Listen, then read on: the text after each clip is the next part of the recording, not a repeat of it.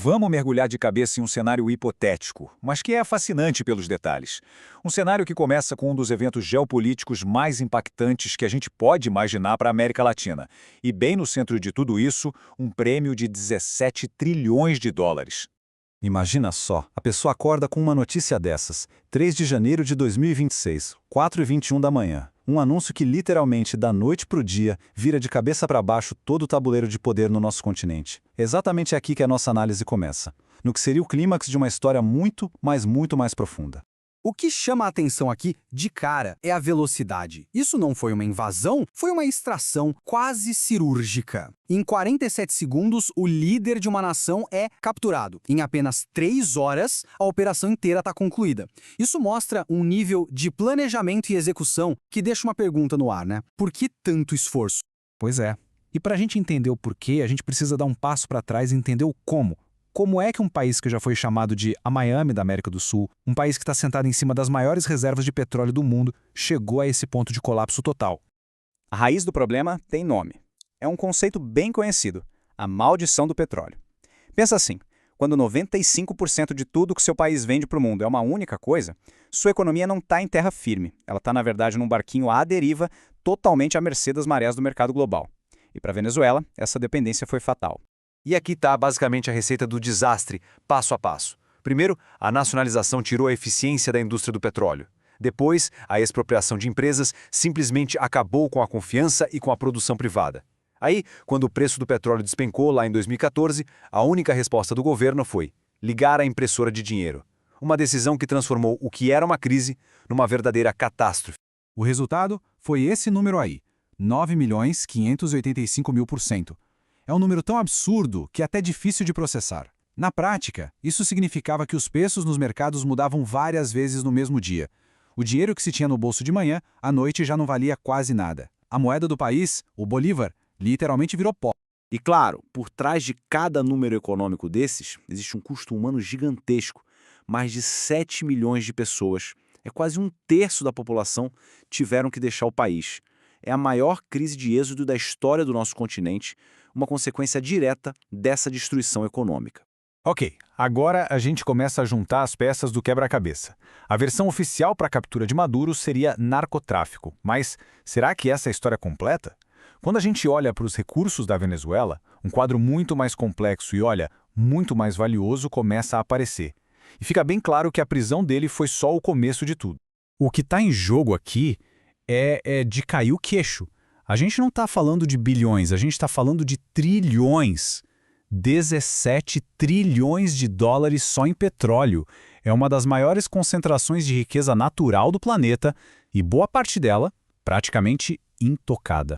E só para colocar as coisas em perspectiva, a Venezuela tem mais reservas de petróleo comprovadas do que a Arábia Saudita. Pensa nisso por um instante. O país que, por décadas, definiu o mercado global de energia, na verdade, está em segundo lugar. Então, um ponto crucial é que a operação não era só sobre garantir recursos. Era também para mandar um recado. E um recado bem direto. China, Rússia, Irã, todos eles estavam usando a Venezuela como uma base de influência na América Latina. A captura de Maduro foi uma forma de dizer: este quintal tem dono. E se o petróleo é o prêmio do presente, as terras raras são o prêmio do futuro. A gente está falando de um grupo de metais que são essenciais para a tecnologia moderna. Controlar esses minerais significa controlar a cadeia de suprimentos para tudo, de chips de inteligência artificial a carros elétricos. Para os Estados Unidos, ter acesso a isso na Venezuela significa diminuir uma dependência crítica que eles têm da China. E quando a gente acha que a história não poderia ficar mais complexa, ela entra de vez na era digital. Porque escondido por trás de toda essa disputa por recursos físicos, existe um tesouro secreto, moderno e extremamente volátil. Pensa na estratégia. Isolado do sistema financeiro global por sanções, o regime de Maduro teria criado essa operação engenhosa de lavagem de dinheiro do século XXI. Eles basicamente transformaram um recurso super antigo, o ouro, no ativo digital mais moderno que existe, o Bitcoin. Com isso, criaram um tesouro que nenhum banco no mundo poderia congelar. 600 mil bitcoins. Só para ter uma noção, isso é mais do que gigantes como a BlackRock têm. É uma quantia que sozinha pode influenciar o mercado global de criptomoedas. É um dos maiores tesouros de Bitcoin do mundo na mão de um único governo. Para entender o impacto que isso teria, é só a gente olhar para o que aconteceu em 2024. O governo da Alemanha vendeu 50 mil bitcoins e o mercado caiu 24%. A reserva da Venezuela é 12 vezes maior. Se essa quantidade toda fosse despejada no mercado de uma vez só, o efeito seria, no mínimo, cataclísmico. Agora, o interessante é que se os Estados Unidos conseguissem acesso a essas criptos, existem 3 cenários principais. E, paradoxalmente, os 2 mais prováveis, que seriam o congelamento por disputas legais ou a adição à reserva estratégica americana, seriam positivos para o preço do Bitcoin. Por quê? Simples. Porque isso tiraria 3% de todo o Bitcoin que circula no mundo do mercado, tornando o ativo ainda mais escasso. No final das contas, o que essa história toda, que mistura geopolítica, economia e tecnologia de ponta, nos ensina? Vamos tentar resumir as lições mais importantes que a gente pode tirar de um cenário como esse. A primeira lição, e talvez a mais óbvia, é que a política pode destruir completamente uma economia, não importa o quão rica em recursos ela seja.